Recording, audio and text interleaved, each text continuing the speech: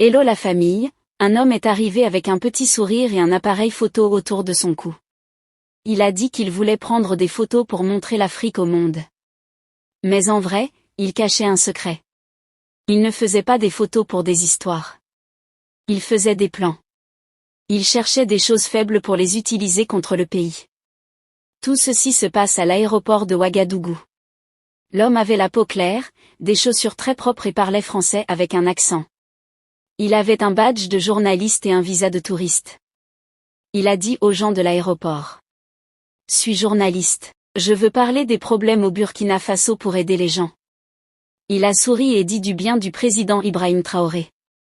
C'est bien un jeune chef africain qui n'a pas peur de l'Occident. Tout le monde l'a cru. Il était gentil. Il donnait de l'eau aux taxis, des crayons aux enfants. Il achetait du thé au marché. Et prenait des photos des chèvres et du soleil. Mais en vrai, avec son appareil, il faisait autre chose. Petit à petit, l'homme est allé dans des endroits bizarres. Il allait près des camps de soldats, près des rails de train, et posait beaucoup de questions aux gardes sur les camions et les minéraux. Un jour, un soldat a rigolé. « Tu poses plus de questions que notre chef. » L'homme a ri et a dit, « C'est normal, je suis journaliste. » La nuit, il dormait dans une petite maison loin de la ville. Il ne faisait pas la fête. Mais il faisait des appels à l'étranger tous les soirs, sans utiliser les cartes SIM du pays. Il disait qu'il allait écrire un gros article pour l'Europe. Mais on n'a rien vu en France. Les gens découvrent ça bizarre. Un soir, près d'une tournée importante à Ouagadougou, tout a changé. Les agents secrets du pays ont commencé à le suivre en silence. Ils ont copié sa carte SIM et lu ses messages. Ils ont vu que ce n'était pas un journaliste, mais un espion. Le président Traoré a vu les preuves, mais il n'a pas fait arrêter l'homme tout de suite. Il a eu une idée plus intelligente. Il a invité l'homme à une réunion à Ouagadougou, comme une conférence avec des journalistes. Mais c'était différent. Pas de grands journalistes connus, juste quelques personnes du coin et l'homme, qui s'appelait Julien Moreau. Julien est arrivé tout seul, avec un pantalon beige, une chemise claire et son badge de journaliste. Il avait un carnet et un sourire. Il a dit au garde, « Je viens pour la conférence du président. » Un garde l'a laissé entrer, mais il le regardait bien. Dans la salle, il y avait un micro, des caméras et 6 chaises en cercle. Julien s'est assis et a ouvert son carnet. Personne ne lui a souri. Il a pensé que les gens avaient peur de lui parce qu'il venait d'Europe. Puis le président Traoré est entré. Il portait un habit de soldat, pas un costume. Il avait l'air calme et prêt. Julien s'est levé et a dit « Bonjour Monsieur le Président, c'est un honneur. » Traoré l'a regardé et a répondu. « Tu as posé beaucoup de questions sur nous, Moreau. Aujourd'hui, je vais répondre. Mais j'ai des questions pour toi. » Julien a souri, mais il était un peu inquiet. Il a dit « Oui, c'est normal dans une interview. » Mais ce n'était pas une interview normale. C'était un piège. Traoré a dit « Tu es ici depuis 23 jours. Tu es allé près de 9 camps de soldats et tu as filmé des endroits importants. C'est normal pour un journaliste. » Julien a répondu.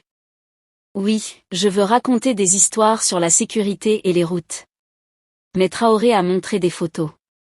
Julien, la nuit sur son ordinateur, qui envoyait des messages secrets à quelqu'un à Abidjan, une personne qui travaillait pour l'armée française. Julien a eu peur et a dit « Je peux expliquer. » Traoré a répondu « Vas-y. » Un soldat a montré une carte du Burkina Faso avec des points sur des routes. Des mines et des camps secrets. Julien a dit « Ce sont juste des notes, je ne les ai pas envoyées. » Mais Traoré a montré un message qui disait « Le palais est facile à attaquer près de Westgate. » Julien a crié « C'est faux. » Traoré a dit « Ce message vient de ton téléphone à 2h17 de ta maison, sur les preuves. » Les autres journalistes étaient choqués. Traoré a parlé aux caméras.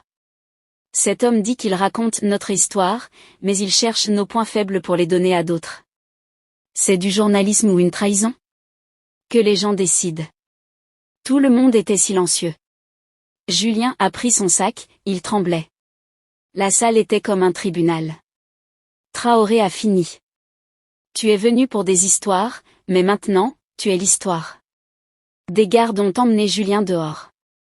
1 heure après, la vidéo était sur Internet. On voyait Traoré dire « journalisme ou trahison ». Les images montraient l'ordinateur, les cartes et les messages de Julien. Au Burkina, tout le monde a vu la vidéo dans les cafés et les maisons. Un homme a dit « il a attrapé un espion en direct ». Une vieille dame a dit « enfin un président qui nous défend ». La vidéo est devenue très populaire sur TikTok et WhatsApp en Afrique. À Ouagadougou, sur un pain sur un mur, l'Afrique voit tout. Au Ghana, quelqu'un a écrit « il a parlé fort sans crier ». En France, ils ont dit qu'ils allaient être vérifiés, mais ils n'ont pas parlé des preuves. Julien a été mis en prison pour espionnage. Mais c'était plus grand que lui. C'était un message pour ceux qui viennent chercher des secrets. En disant qu'ils sont journalistes.